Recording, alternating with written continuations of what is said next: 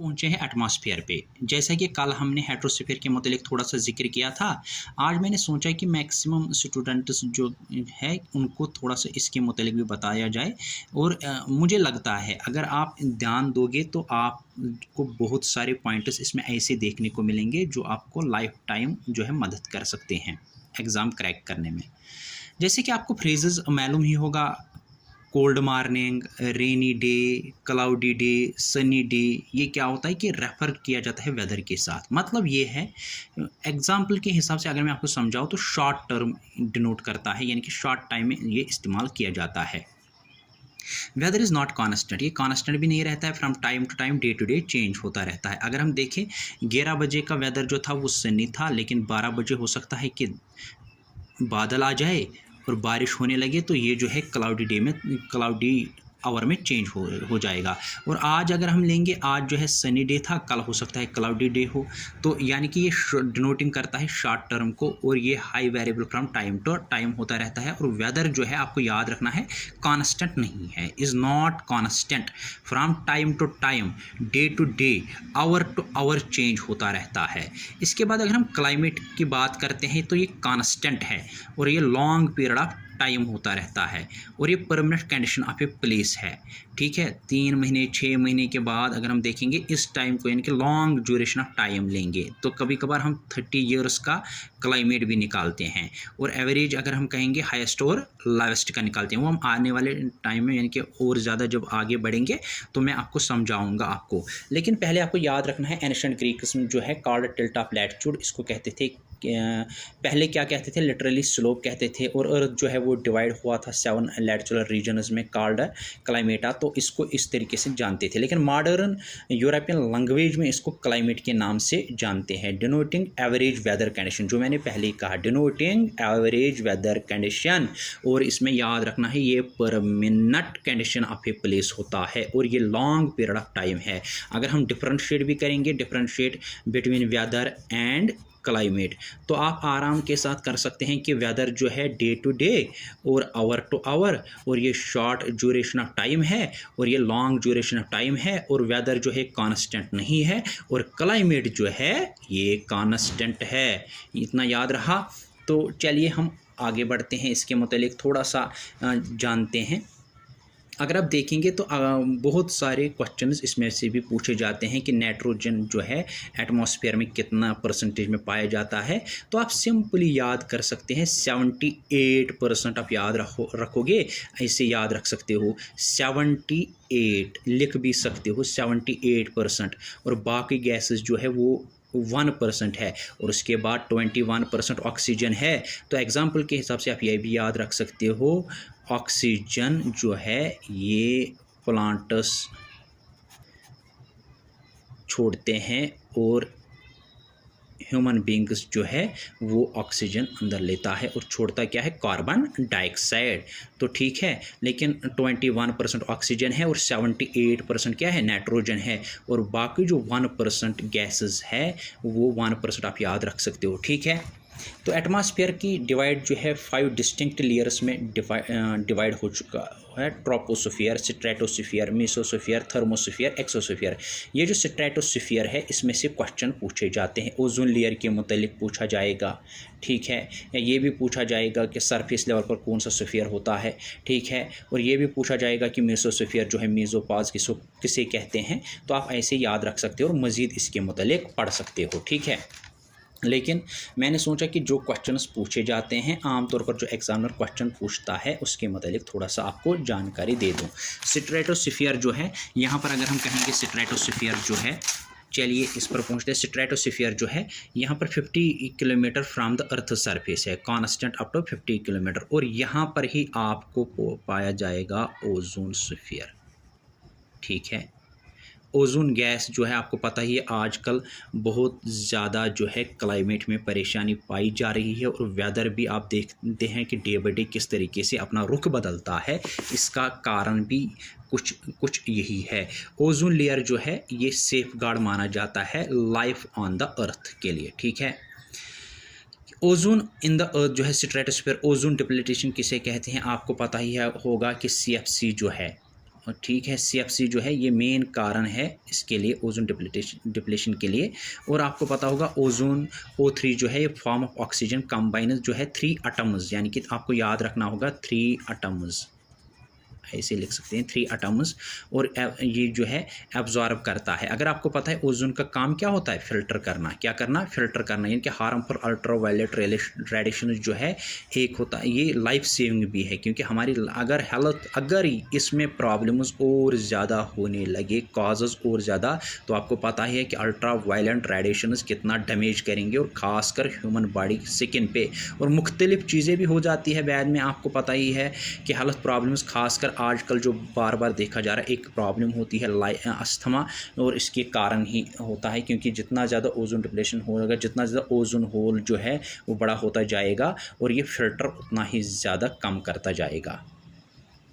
ठीक है, तो इसके मुतालिक अगर हम देखें तो size of the ozone hole जो है larger than the size of the Antarctica जो है। ये याद रखना, ये बार बार पूछा जाता है, the size of ozone hole जो है कितना बड़ा है, तो आप ये लिख सकते हैं larger than the size of Antarctica इस वक्त पाया जाता है। मैं इमेज भी आपको दिखाऊंगा इसकी, तो आप देख भी सकते हैं। तो इसके बाद अगर हम कहेंगे टेरेस्ट्रियल रेडिएशन जो है, सोलर रेडिएशन जो है supplies more heat energy to the atmosphere, ये भी याद रखना होगा। लॉन्ग वेव लेंथ होती है इसकी।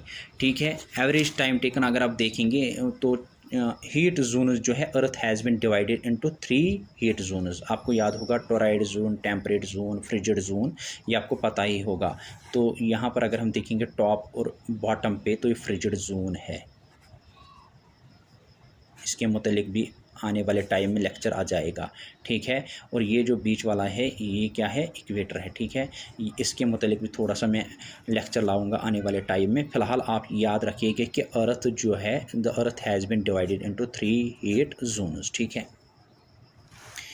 एवरेज टेम्परेचर को अगर आपको निकालना हो, अगर आप एवरेज टेम्परेचर निकालना चाहते हो, तो आप इसीलिए क्या कर सकते हो, आपको कुछ नहीं करना है, आपको रीजन फॉर ए ईयर लेना है, और अगर एवरेज भी आप निकाल सकते हो। अगर एवरेज 30 ईयर्स निकालना है, अगर आप रेंज ऑफ टेम्परेचर और ज़्यादा समझना चाहते हो, उसको क्लोजली समझना चाहते हो, तो आप हाईएस्ट एंड लोवेस्ट टेम्परेचर आप ये प्लेस कीजिएगा, वहाँ से आपको ऑटोमेटिकली एनवर टेम्परेचर या एवरेज टेम्परेचर निकल कर आ जाएगा। रेंज ऑफ द टेम्परेचर भी आपको क्लियर होगा। तो आपको और ज़्यादा इसके मतलब पढ़ना होगा, और थोड़ा सा मैंने यहाँ पर बताया है आपको समझाने के लिए।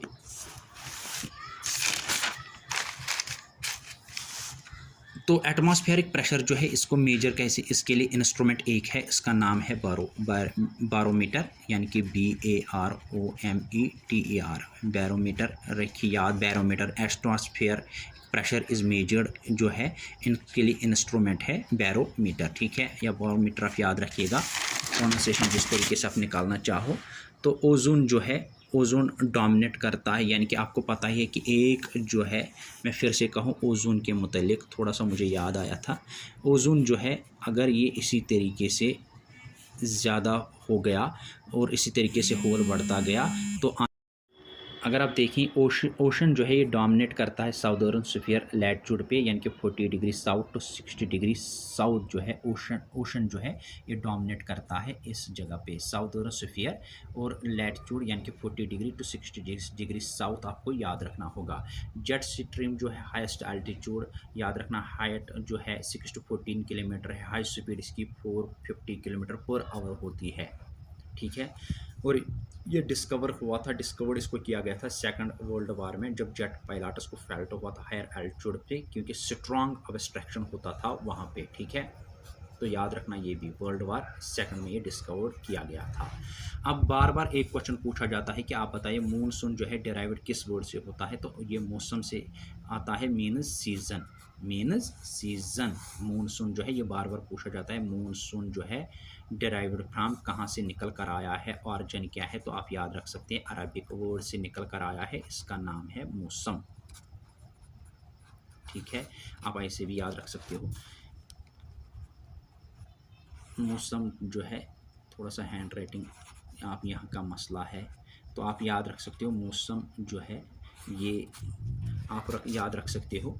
Location monsoon classify into 2 groups आता है, एशियन मानसून और साउथ एशियन मानसून जो है, ठीक है।